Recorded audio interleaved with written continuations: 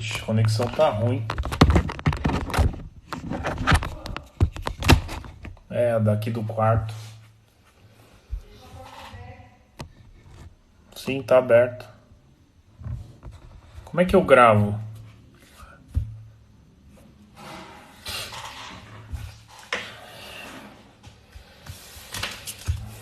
Já vai começar a falar? Melhorou. Vai. Eu posso ver o começo, tá? Pode. Você quer ver daqui ou quer ver com a mamãe? Quero ver daqui. Ó quem tá aí. Quem que é?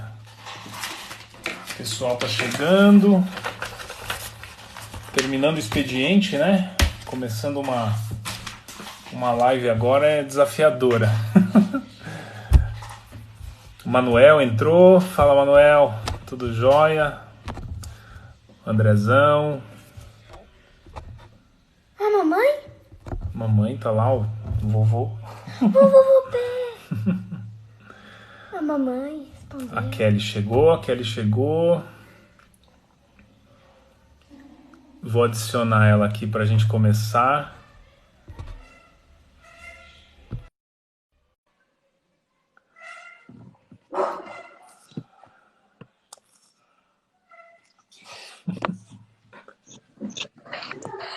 Oi, Oi, boa noite. tudo bem, querida? Tudo bem? Que bom revê-lo. Que seja online, né? Já que a gente não consegue se ver presencialmente. Nossa, eu tava pensando nisso esses dias que a gente tava se falando, né? A gente Oi, tava... Samuel, tudo bem? Uhum. Saudade de você. Acho que você nem lembra mais de mim, né? Lógico que lembra, né? Uhum. Ele viu as fotos que você mandou com a Ana Sofia, com a Ágata. Ah, que bom que você lembra. Morro de saudade de você. Um beijo. Vai Você vai lá. acompanhar a live aí do lado do papai, né? Vamos acompanhar juntos. Oi lá! O bom dessa live é que é uma live de família, todos os membros se conhecem. Vi que o Pedro entrou. Oi, Pedro, saudade de você. Um beijo. Tenho amigos, tenho bons amigos aqui. O André trabalhou comigo. Satisfação enorme ter vocês aqui. O Manuel Cerca Bramacho faz um trabalho incrível lá em Alagoas, com homens também. O Pedro, o Legal, Paulo. legal. Paulo tem uma história recente comigo, mas está nessa jornada de construção. Bom, que legal, Kelly. É uma satisfação enorme. Estou morrendo de saudade de vocês, de você. A gente faz tempo que não se vê, né? A última vez, nossa, acho que deve fazer mais de ano, né? Foi algum aniversário Em ou da 5 anos, eu acho que foi.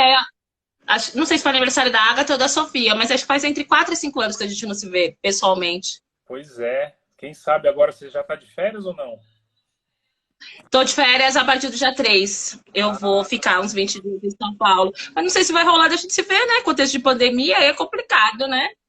Mas eu não vou para São Paulo desde fevereiro. Eu passei o carnaval com a minha família.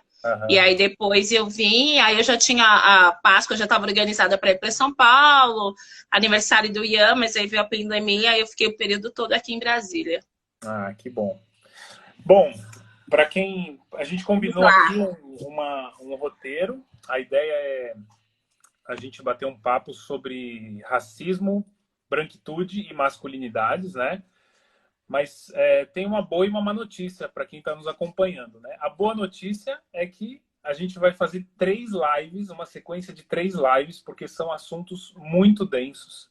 E a gente sabe que as lives aqui de 1 hora, elas são acabam limitando um pouco, né, a nossa conversa. Então, a gente combinou de dividir isso em 3 capítulos. Então, semana que vem e na outra, a gente vai continuar esse bate-papo abordando cada um desses temas. Então, hoje a gente vai focar na questão, na temática do racismo.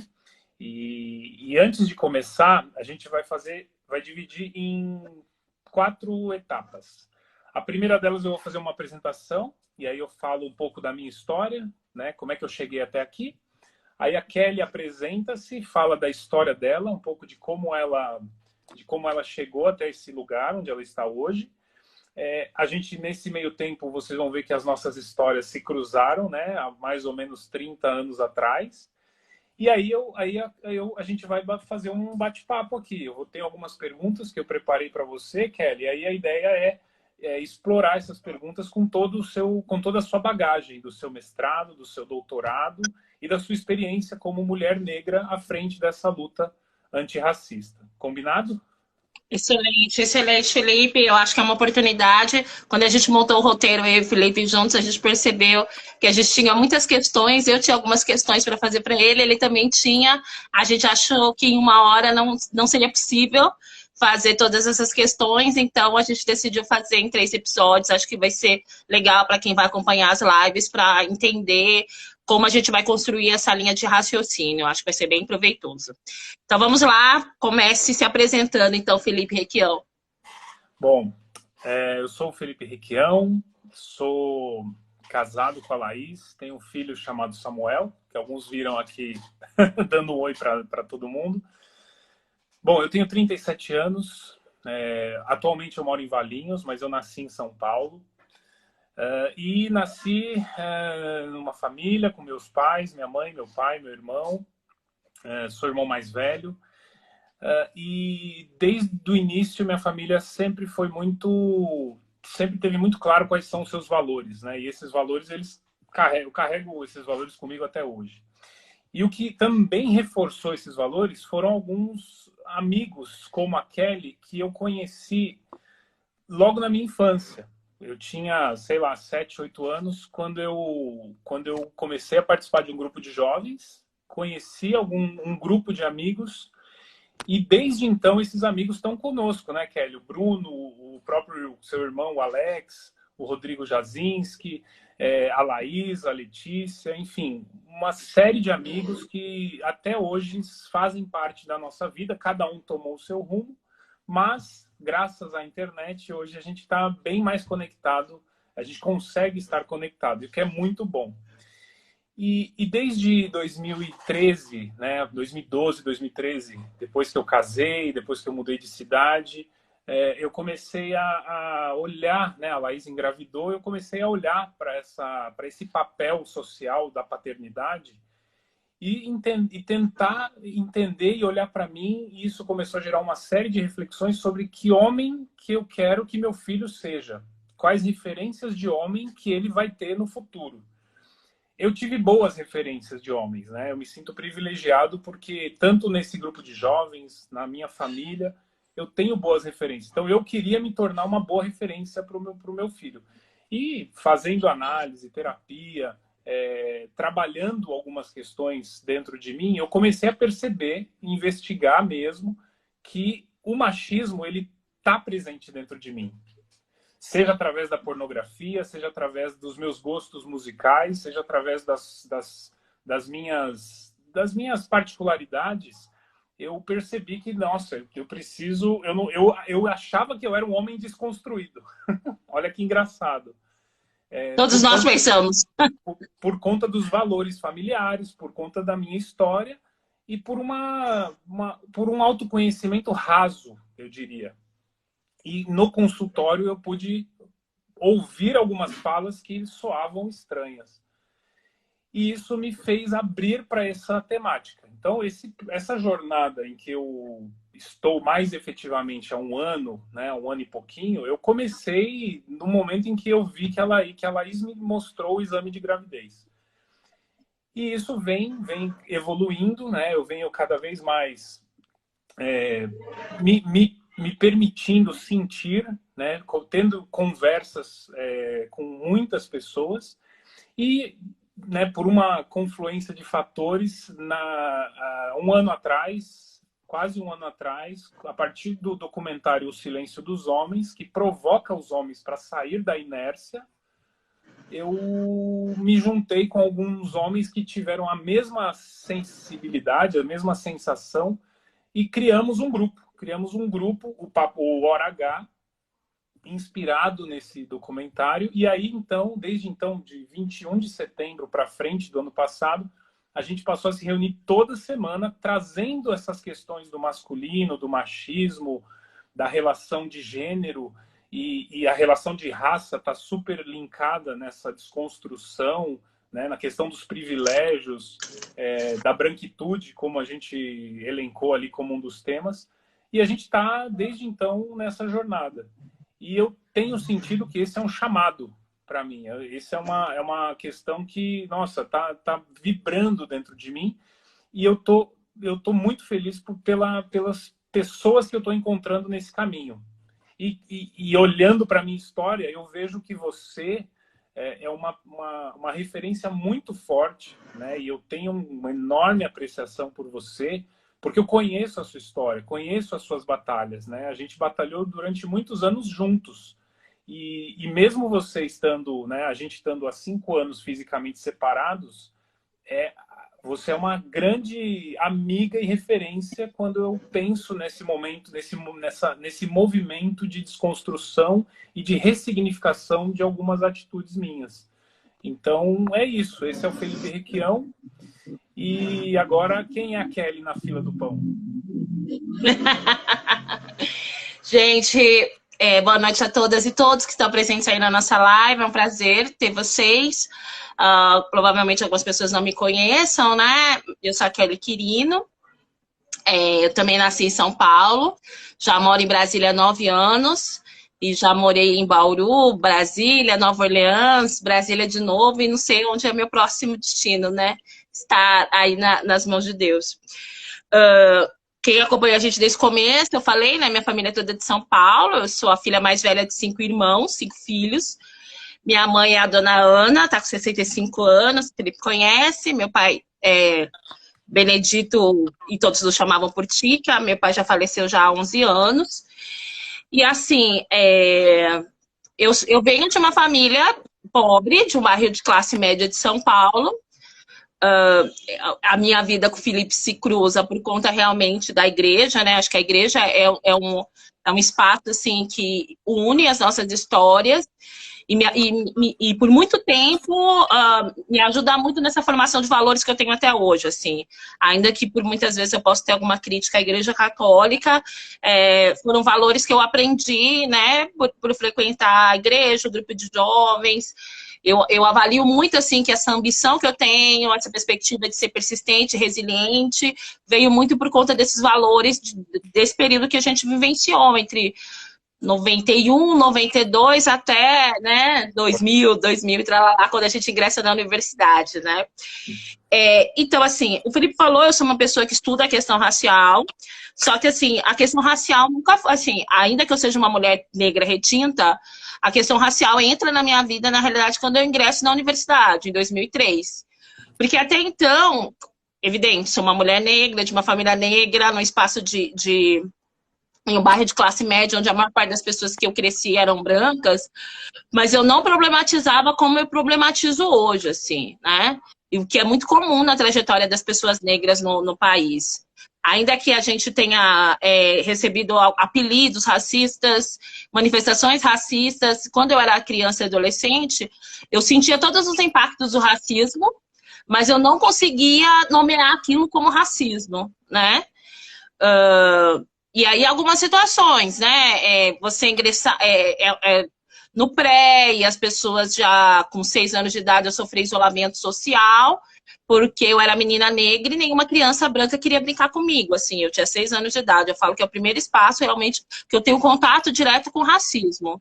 Ainda que, como estudiosa da comunicação, eu consiga perceber que os meios de comunicação foram estratégicos de não ter representatividade negra nos meios de comunicação. E isso tem um impacto na minha construção de subjetividade.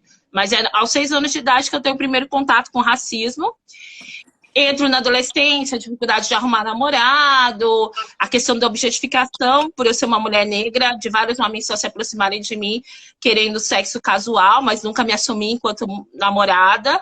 Ainda que eu tenha passado por tudo isso até a minha os 22, 23 anos, quando eu ingresso na universidade, o racismo não era uma pauta para mim, né? Era muito mais a luta pela sobrevivência. O Felipe me conhece, sabe como era a minha família, a gente tinha que... Meus pais tinham que trabalhar, eu tive que começar a trabalhar muito cedo, tive que me estruturar para pagar meu material, para estudar em escola pública, que eu sempre estudei em escola pública a vida toda. Mas era muito. Naquele momento a questão de classe estava muito mais evidente e explícita do que a questão de raça. E aí, quando eu ingresso na universidade, em 2003, que aí a questão de raça vai pautar, não só a minha experiência de vida, como todos os meus estudos, né, de pesquisa dentro do campo racial, e é o que pauta até hoje, né? Eu sou uma mulher que esse ano completa 40 anos, ainda não sou casada, ainda não tenho filhos, mas aí eu começo a perceber, com o passar dos anos, como eu vou alcançando alguns espaços de privilégio e de poder, e cada vez mais eu vou percebendo que eu sou a única mulher negra nesses espaços, né? Que seja na universidade, que seja no banco que eu sou funcionária, que é um banco público. Então, o Felipe, essa questão surgiu para ele quando ele descobre que vai ser pai, né? E para mim é quando eu entro na universidade e aí eu vou começar a problematizar todos os espaços de poder e sempre me vejo sozinha ou no máximo tem 2 ou 3 pessoas negras ali comigo, né? Então isso realmente acaba fazendo parte realmente do meu estar no mundo, né? Da minha experiência assim de estar no mundo.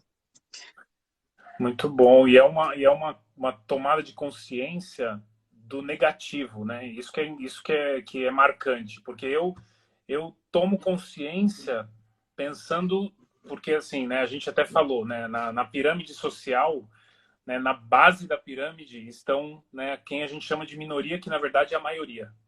É um contrassenso.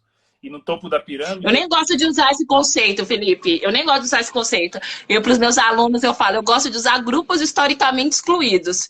Porque boa. Negros, mulheres, LGBTs, pessoas com deficiência, dependendo de qual grupo você pertence, ele numericamente ele é numeroso. Sim. Só que nessa perspectiva do espaço de poder, ele não tem acesso, né? Sim, então eu costumo falar grupos historicamente excluídos, mas boa. Continue aí a sua fala.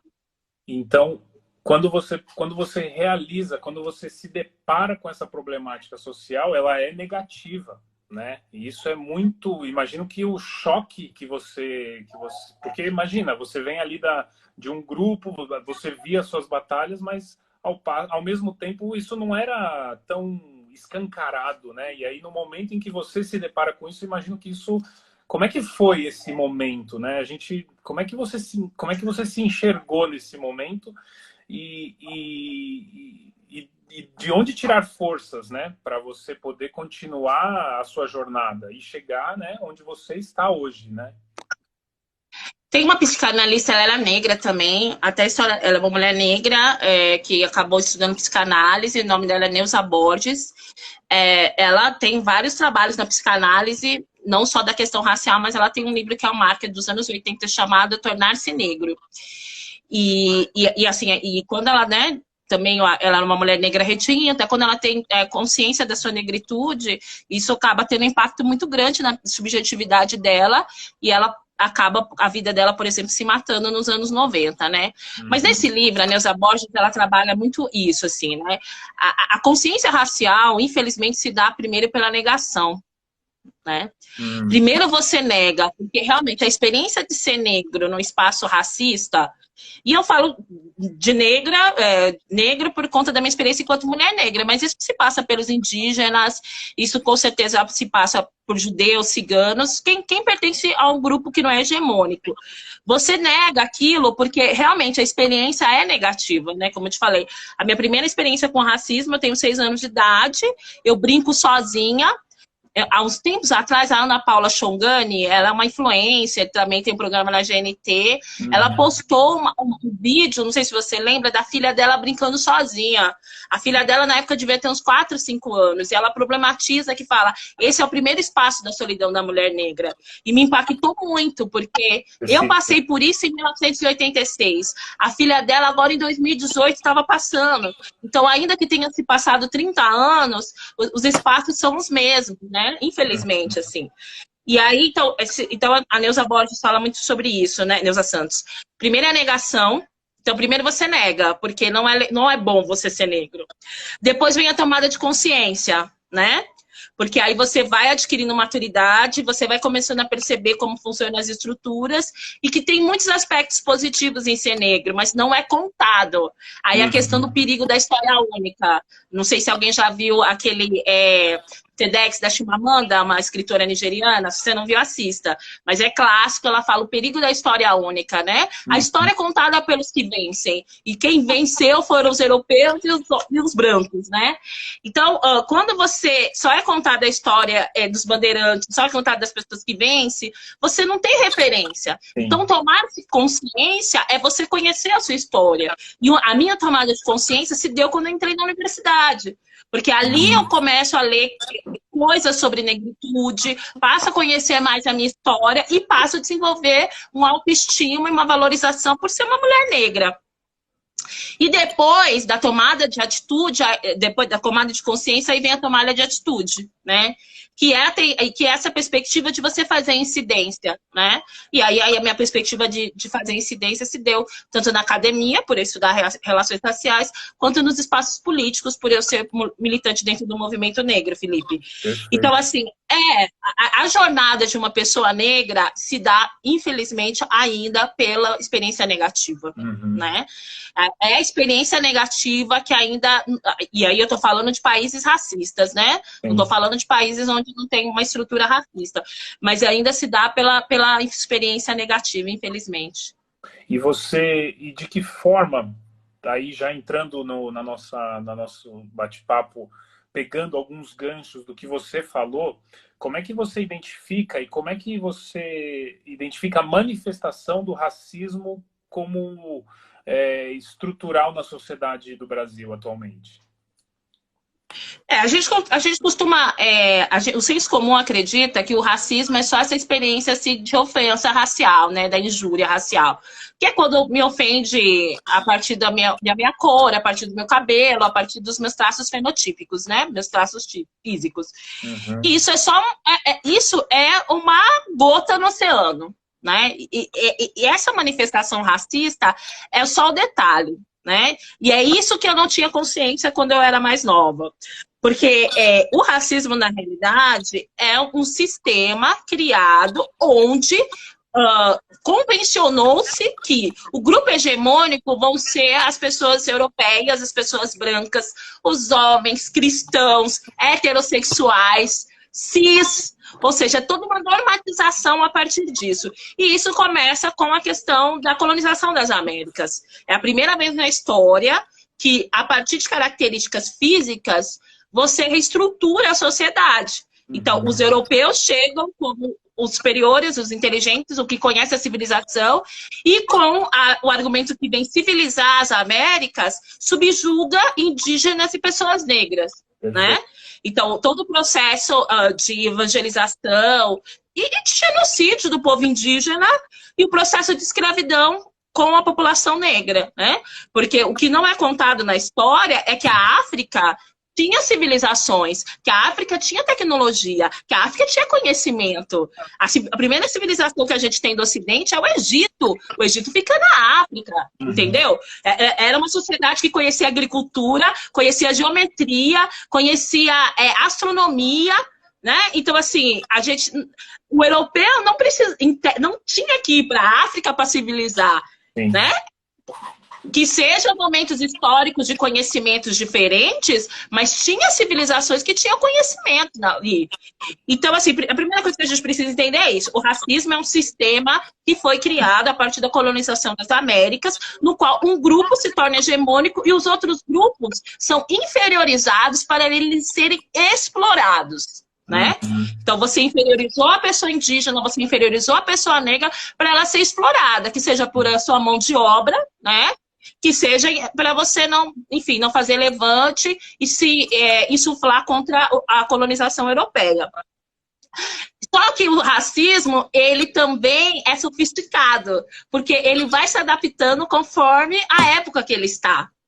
E nesse período todo, ele foi mudando. Então, a gente chega ao século XXI, não com a população negra sendo escravizada como a gente era até 1888, mas a gente ainda recebe todos os efeitos do Estado nunca ter feito políticas públicas para dar oportunidades para as pessoas negras. Então, quando a gente fala que o racismo estrutural, é que a estrutura mantém-se a mesma. Sim. Então, os homens descendentes dos europeus continuam nesses espaços de privilégio, enquanto a população negra não acessa isso, né? Então, é isso que significa o racismo.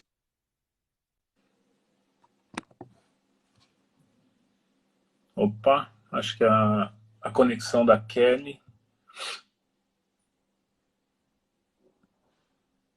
Kelly?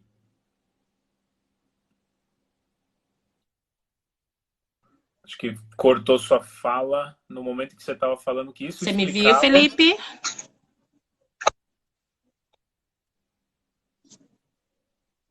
Tô te ouvindo. Agora sim. Voltou.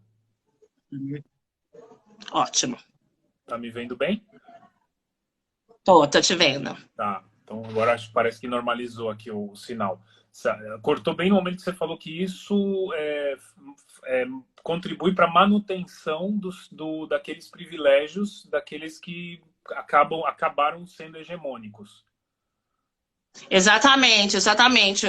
Na realidade, assim, por exemplo, se a gente pega do final do século XIX para cá, o que aconteceu? A gente teve a política de migração. A política de migração foi uma estratégia de você embranquecer a sociedade e também você manter as pessoas de poder no Brasil. E, em contrapartida, o Estado não criando nenhuma política pública para as pessoas negras recém-abolidas, foi uma forma de você manter a estrutura. Porque a gente tem 130 anos de abolição e a estrutura social das pessoas negras ainda é muito parecida com o final do século XIX.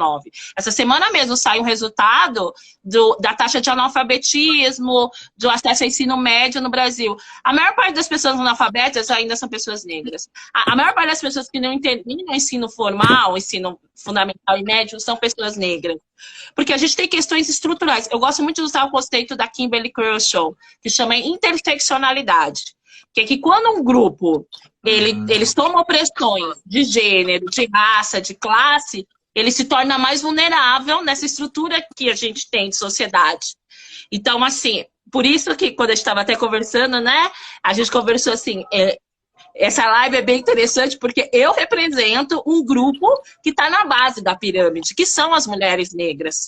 Que são as mulheres negras que ainda, em sua maioria, são as faxineiras, as empregadas domésticas, as copeiras. Ou seja, são as mulheres que fazem o trabalho braçal, que é o trabalho que é menos remunerado. E você representa os homens brancos, né? Que são os homens que acabam realmente ocupando espaços de gerência, espaços de diretoria, espaço onde você tem uma alta circulação de dinheiro, influência e poder, né? Então, essa estrutura que a gente nunca conseguiu romper no Brasil. Sim, isso é bem verdade. E quando a gente fala, você falou agora um pouco na sua fala, e aí é uma coisa que me trouxe, essa consciência chegou para mim há pouco tempo, que é a questão da normalidade, né? Então, quando a gente imagina sabe aqueles pictogramas de banheiro que tem o menino e a menina do lado ali e mostra esse é o banheiro masculino e esse é o banheiro feminino. Quando eu imagino um homem representado por aquele pictograma, eu logo imagino um homem branco, cis, né, heterossexual, com uma certa estatura, ou seja, na minha cabeça imediatamente aquilo é um desenho, né? Não representa nada, né? É um símbolo. E ao mesmo tempo, imediatamente vem à minha cabeça essa figura do branco. Assim como, né, isso é ensinado de alguma forma, isso a mídia reforça bastante, a sua tese vem muito nesse sentido do racismo midiático, né? Através da mídia, né? Então, poxa, quando você imagina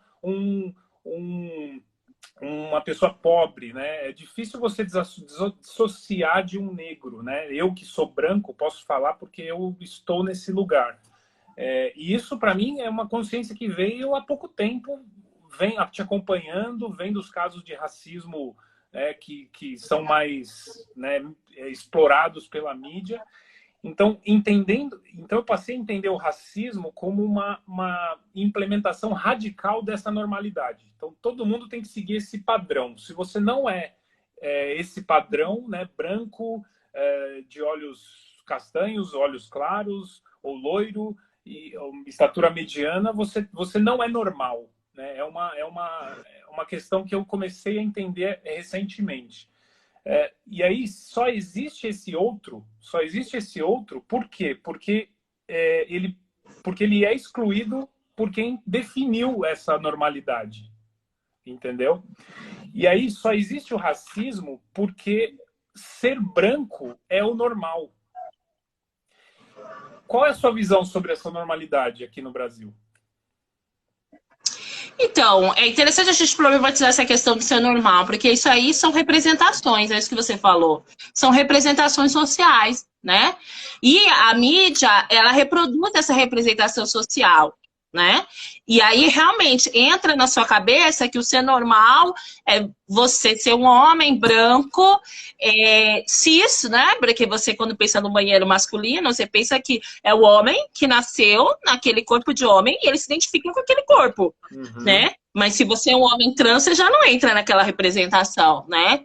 E aí, o que é normal? E por isso que a gente precisa realmente problematizar várias questões, e hoje a gente está falando do racismo, porque assim, gente, não é normal as pessoas ainda relacionarem pobreza à negritude. Não é normal as pessoas normalizarem a violência com a negritude. Sim. A minha tese de doutorado fala sobre a morte de jovens negros. Os jovens negros são sistematicamente associados à violência, mas eles são o grupo que mais sofre violência, inclusive do Estado. Né? O Estado, por meio da polícia, mata esse jovem negro. Jovens negros que muitas vezes não têm nenhum antecedente criminal. No final de 2015, quando eu vi aqueles 111 tiros num carro, que os meninos tinham ido comemorar o primeiro salário deles, e nenhum daqueles 5 meninos tinha antecedente criminal, que normalidade é essa? Que normalidade é essa que não se solidariza e não chora corpo de 5 jovens negros? Entendeu? Porque a polícia achou que era um grupo de traficantes, ainda que seja um grupo de traficantes. E a humanidade? Sim. Entendeu? São seres humanos. A função da polícia não é matar. A função da polícia é parar o carro, identificar, ir para averiguação, mandar para a delegacia, começar uma abertura de uma investigação e não dar 111 tiros. Entendeu? Sim. 111 tiros. Então a gente precisa problematizar essa normalidade, né? Porque, não, gente, isso não é normal. Não é normal. Façam, pessoas que estão nos assistindo, façam um teste. Quantas pessoas negras tem no espaço que você trabalha? Quantos amigos negros você tem, né? Quantas pessoas negras você vê como faxineira, como copeira, como te servindo, e quantas pessoas negras estão lá do seu lado produzindo conhecimento, realmente, né? Então, agregando mais valor. Complementando essa fala, né? Se você olhar dentro de uma universidade, dentro de uma sala de aula, quantos negros estão na linha de frente ensinando, transmitindo o seu conhecimento, e quantos estão em outras funções? Exatamente. A gente precisa... O que é normal? É normal a partir da sua experiência. Mas a gente, por exemplo, está num país que tem 200 milhões de pessoas. São 200 milhões de experiências. Entendeu? Evidente que a gente tem experiências que são similares ou complementares a partir realmente do espaço social que você cresceu, dos valores que você teve, etc. Mas a gente não dá... Nós somos 56% da população. Não dá pra gente achar que 56% da população é bandida, 56% da população é burra, 56% da população só tá pra te servir, entendeu? É verdade. Não dá, a gente precisa problematizar isso, entendeu? A gente, por exemplo, ainda nas nossas casas, a gente tem uma estrutura de casa grande sem sala, que é o quarto da empregada. Por que a gente ainda tem o quarto da empregada? Entendeu? Porque quando a gente foi votar a PEC das domésticas, foi uma problematização muito grande. Ai, agora não vai arrumar mais empregada doméstica. Entendeu? empregadas domésticas têm o mesmo direito que todos os trabalhadores. A PEC foi votada há menos de 5 anos, ou seja, há menos de 5 anos as empregadas domésticas, em sua maioria negras, têm, por exemplo, acesso ao FGTS. Esses dias eu tive acesso a um estudo, Felipe, que assim, a maior parte dessas empregadas domésticas tinha muita dificuldade, por exemplo, de acessar o crédito imobiliário porque elas não tinham FGTS. Entendeu?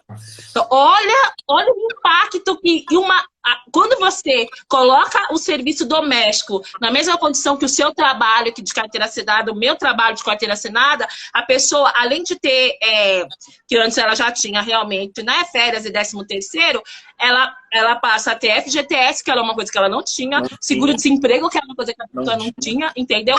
Pagar as horas extras, que as empregadas domésticas as patroas não pagavam a empregada doméstica.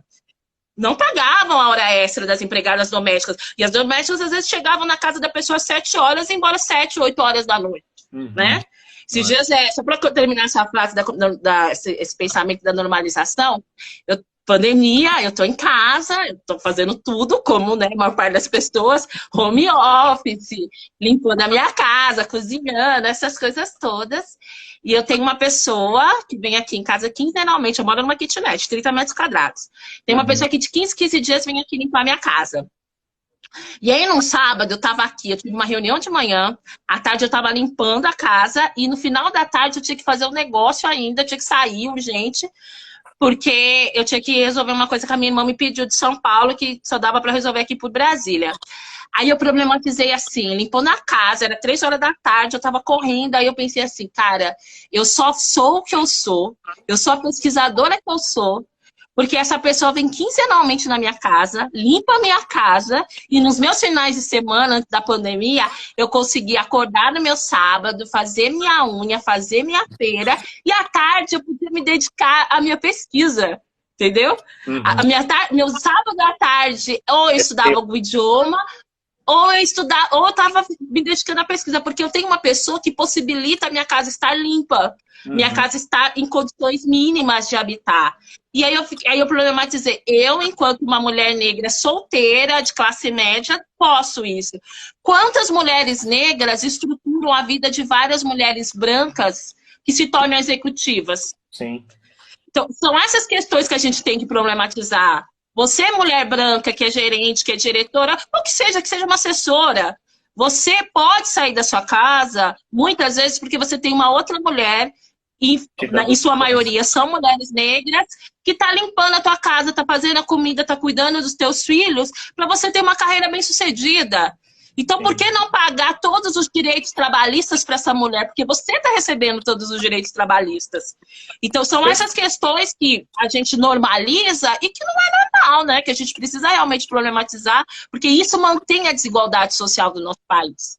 E isso é muito ruim para o desenvolvimento do nosso país. Tem um vídeo do Duvier que ele fala sobre isso, não sei se você já viu. É um vídeo muito interessante do Gregório do Duvier, que fala sobre o empregado doméstico, e ele traz exatamente esse ponto. O quanto que você não consegue viver a sua vida porque tem uma pessoa aqui e por que tratá-la, né, na relação trabalhista de maneira diferente, de maneira como depreciada, né? Porque esse, no fundo, é isso que comumente é tratado.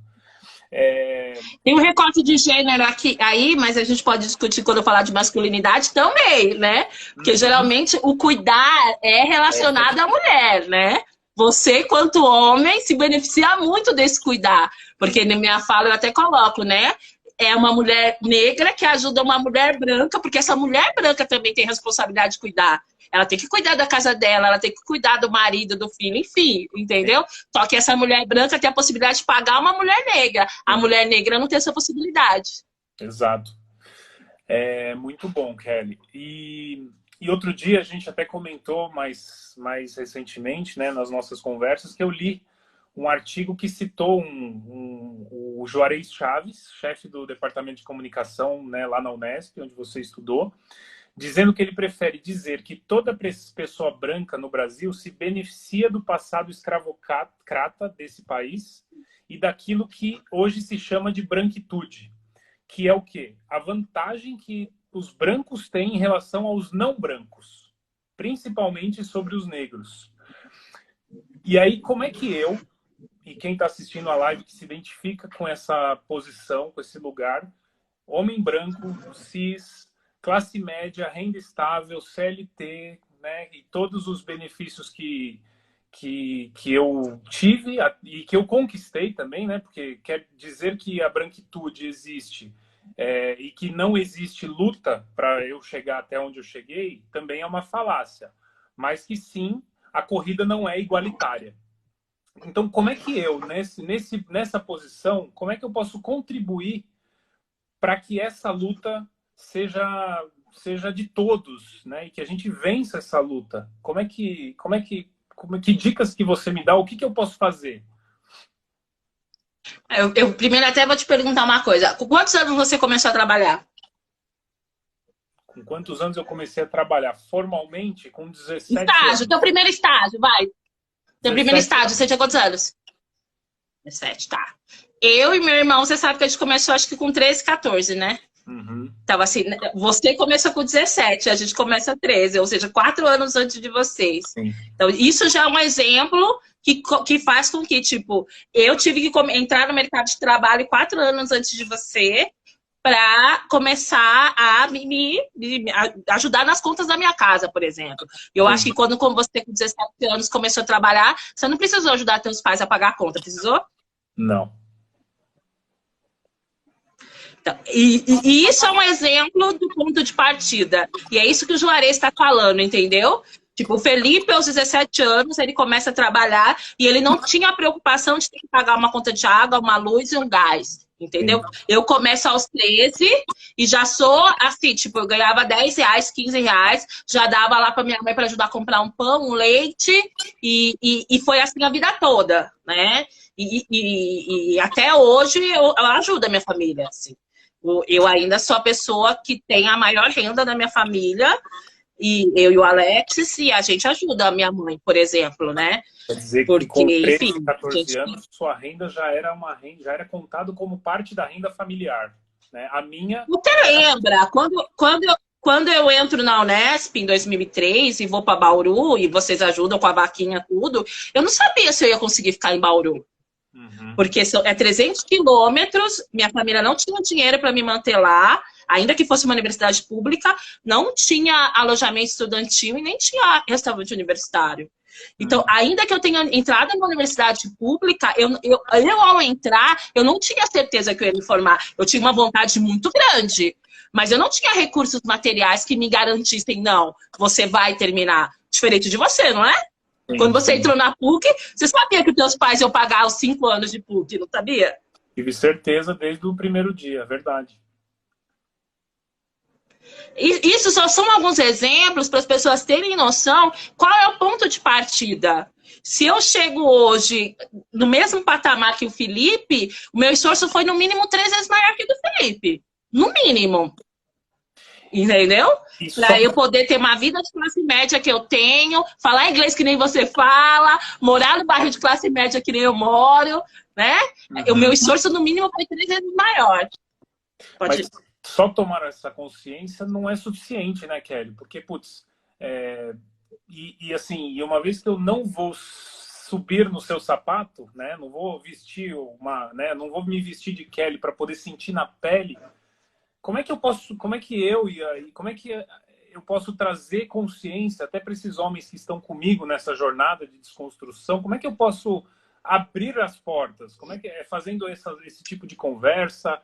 Por exemplo, eu costumo usar o meu voto não para mim, mas eu voto por quem precisa, sabe? Eu busco, eu leio, eu estudo os planos de governo e aquele que tem uma inclinação, aquele que tem propostas reais, efetivas, para minimizar essa distância que existe entre o topo da pirâmide e a base da pirâmide, esse é o meu candidato. Porque se eu ficar votando naquele que pensa igual eu, que goza dos mesmos privilégios que eu, que estudou nas mesmas universidades, que começou a trabalhar 3 anos depois, 4 anos depois do que a minoria, né, ou o grupo social, como você explicou, eu tô contribuindo para o racismo, no meu ponto de vista, né? Sim, então... Felipe, eu concordo com você. E aí, respondendo a sua pergunta, são várias coisas que a gente precisa fazer. Uma delas, eu acho que é isso, assim. Primeiro, as pessoas brancas precisam passar a ter consciência dos seus privilégios. Entendeu? Quando, é aquilo que o Juarez falou, cara. Ainda que o Felipe diretamente não seja uma pessoa que propague o racismo, ele se beneficia dessa estrutura. Porque ele vem de uma linhagem onde os homens brancos sempre foram beneficiados, e aí você recebe isso pronto, entendeu? Você recebe pronto uma família pronta, uma família que tem condições, te deu uma casa, você teve família, você teve casa, você não precisou se preocupar com pagar com conta até você se formar. Isso não passa pelas pessoas negras. Então, assim, você ter consciência dos seus privilégios é o primeiro momento. Assim, entender que eu sou uma pessoa que começou há 13 anos. Eu tenho um amigo que estuda na UNB, ele começou a trabalhar como engraxate aos 6 anos. Um menino negro. Ele está fazendo faculdade agora, aos 31 anos ele entrou na universidade. Agora ele tem 34 anos, entendeu? Qual era a probabilidade desse menino ingressar na universidade quando ele começa a trabalhar com 6 anos de idade como engraxate? Era mínima. Entendeu? Os 999 mil que eram engraxates como ele, se eles estão vivos, eles estão em condições precárias de trabalho. Porque esse meu amigo, ele é 1 milhão, como a Kelly é 1 milhão. Então a gente precisa ter consciência dos nossos privilégios, a gente precisa problematizar isso. Esse lance de falar assim, mas me sinto culpado. Gente, se sentir culpado não resolve. Eu acho que você tem que se lutar na luta de racista, problematizando e procurando alternativas para a gente reduzir essa desigualdade. Porque o racismo é um grande mantenedor das desigualdades do nosso país. Né? Eu não tô falando assim, Felipe e Laís, vendam sua casa. Felipe e Laís, doem tudo que vocês têm para causa racial XYZ. Não tô falando isso. Mas eu preciso assim, Felipe, quando você tá com um homem branco, você problematiza. Quantas pessoas negras tem aqui? Quando você for contratar uma pessoa, por que a gente não contrata uma pessoa negra? Entendeu? Por que a gente não contrata o professor negro? Entendeu? Eu, da comunicação, a gente está publicando agora um manual de fontes, um banco de fontes, na realidade, com vários profissionais negros, né? Para desconstruir essa ideia de que negro só tem que estar no lugar da pobreza ou de serviçal, né? Eu tenho juristas, eu tenho médicos, eu tenho psicólogos, eu tenho uma gama de profissionais negros que podem ser ouvidos pelos meios de comunicação. Legal. Então, assim, gente, da contratação, da fala, da problematização, né? Esse discurso, tipo, eu tenho meu amigo negro, não resolve. Não, e outra. Não resolve. Eu tô vendo os comentários aqui, ó. Os comentários da Letícia. Oi, Lê, tudo bem? Direto do Canadá aqui, ó. Live internacional hoje, hein? Um beijo para Lê. Buscar educação, trazer vozes negras para a mesa, contribuir com projetos e organizações comunitárias que dão apoio à população negra. A Nathzinha, a Nath, que trabalha comigo. Oi, Nath. Postar tela preta não resolve. Enfim, eu acho que a gente tem, né, se você é comunicador, por que não colocar negro nos anúncios? O Johan está falando, olha lá, nossa infância está revivendo aqui conosco. Esses tipos de ações, eles são, podem ser quem faz a prestação do serviço ou quem busca, né, por exemplo, trazer uma voz negra para a mesa, né? Agora no Instagram as pessoas estão emprestando seus perfis para pessoas, né? Principalmente depois do caso Floyd nos Estados Unidos.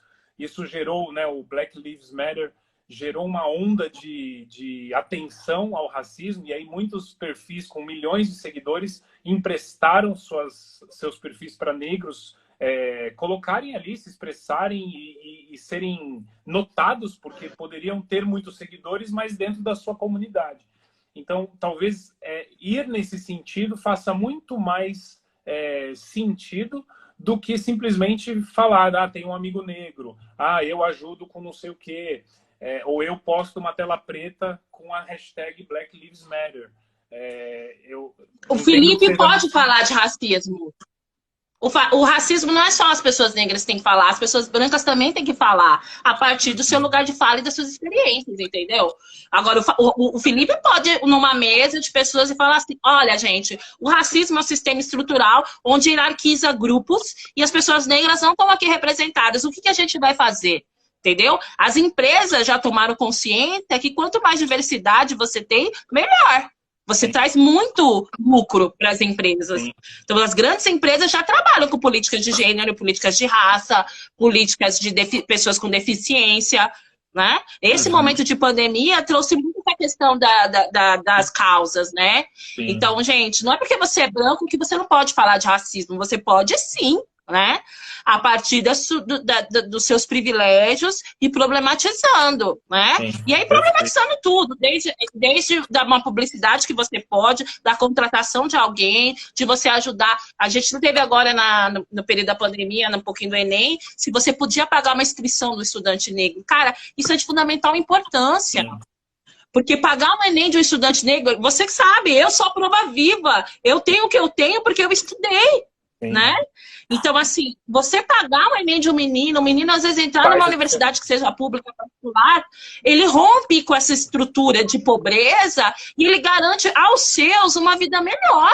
E não fica reproduzindo o círculo, né? A mãe foi doméstica, a filha vai ser doméstica, a neta vai ser doméstica. E a bisneta vai ser doméstica, a tataraneita vai ser doméstica. É isso aí. Você promove uma visão de futuro diferente. E depois de ler, depois de refletir, as nossas conversar com você, com muitos amigos, passei a entender que o fim do racismo, ele existe, ele passa pelo fim e pela desconstrução, como você colocou aqui, como a gente falou, e não só a conscientização da branquitude, né, do poder hegemônico dos brancos, mas também como a desconstrução dessa branquitude. Né, colocando mais representatividade nos debates, nas lideranças e na nossa sociedade como um todo. Porque são, no fim, os brancos que mantêm o racismo operando porque é confortável. Né? Isso presta um serviço, infelizmente. Você acredita que essa desconstrução da branquitude é possível?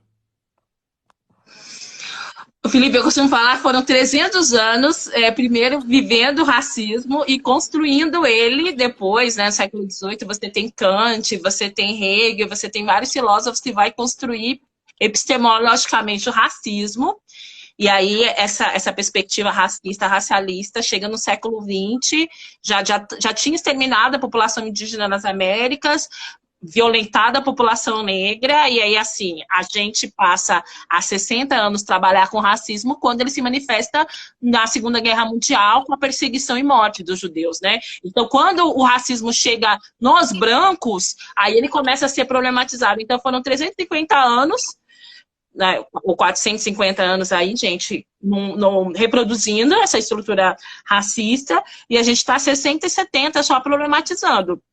Eu acho que a gente vai romper? Acho, mas não é a nossa geração, né? A gente fala muito no movimento negro, né? Nossos passos vêm de longe, né? Então, assim, os passos das pessoas negras que estão lutando pela liberdade, pelos direitos, desde a primeira pessoa negra que chegou escravizada aqui no Brasil. Então, eu tô falando aí de mais de 5 séculos. E eu só estou dando continuidade, eu e os nossos, a gente está dando continuidade. Mas, assim, essa perspectiva realmente de um mundo racista, sem racismo totalmente, eu e você não vamos vivenciar, né? Mas a gente vai garantir melhores condições para as próximas que estão vindo. Da mesma forma que eu recebi melhores condições de quem veio de mim, das mulheres que me precederam, das pessoas negras que me precederam, eu também vou entregar um futuro melhor para as próximas gerações. Mas ainda não vai ser aí nos próximos 20, 30 anos, né? Vai que a gente tem mais aí umas 40, 50 anos de vida a mais, não vai ser a nossa geração.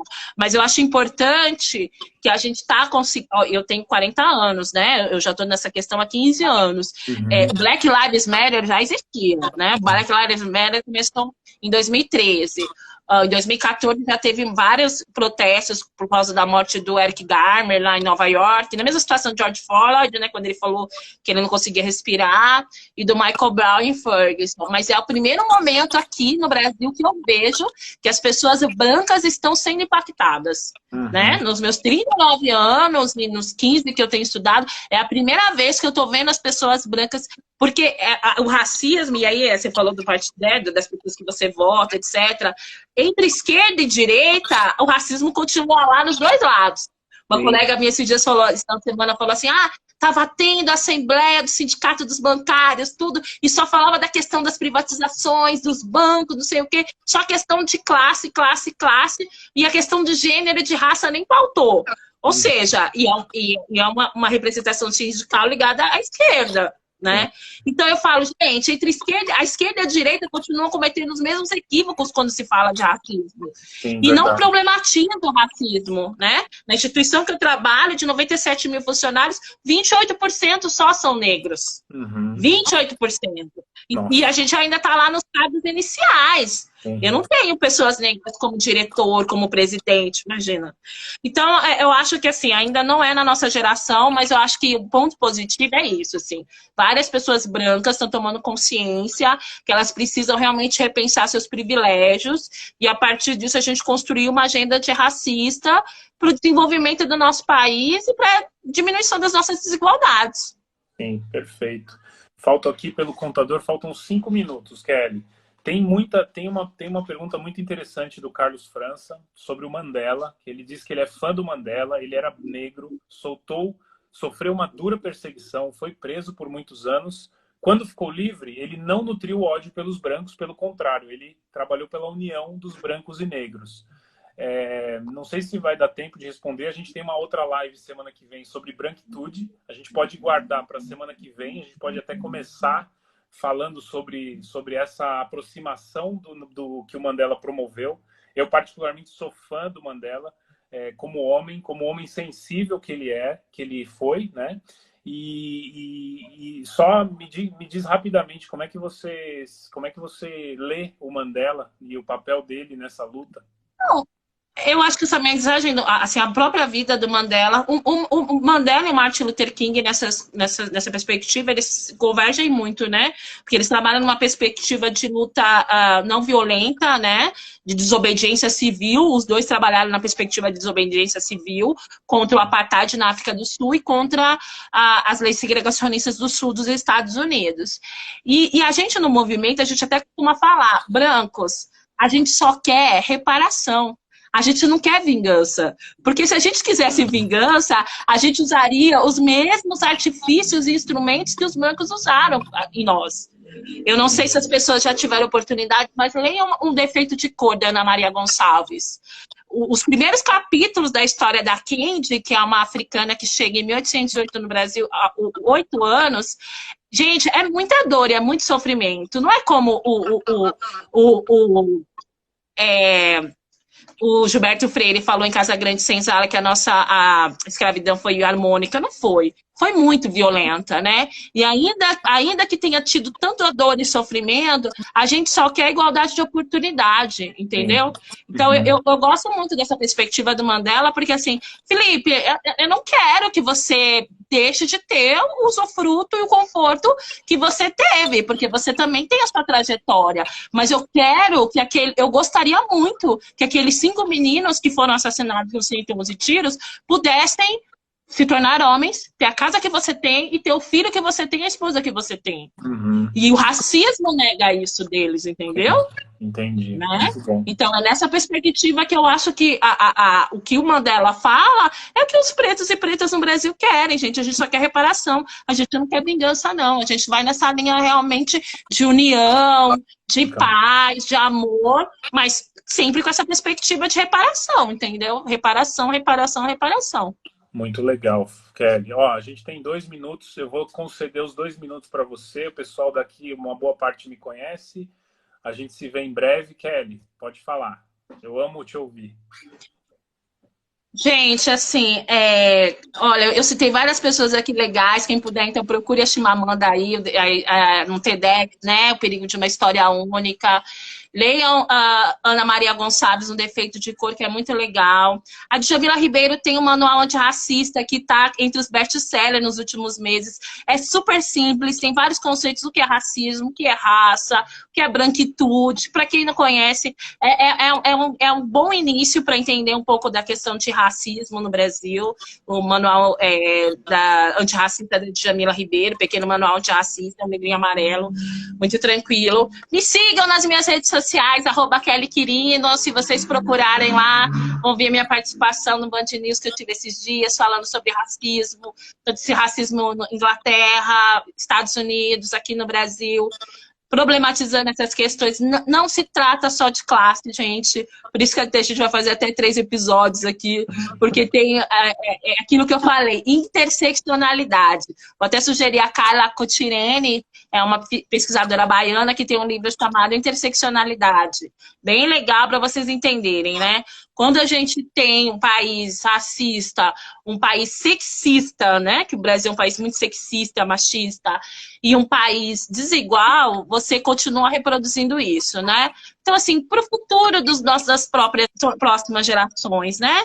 Futuro do Samuel, futuro dos meus sobrinhos, futuro dos filhos que eu vou vir a ter, vamos estudar isso, né? Vamos problematizar, vamos se unir aí, né? É isso, a gente não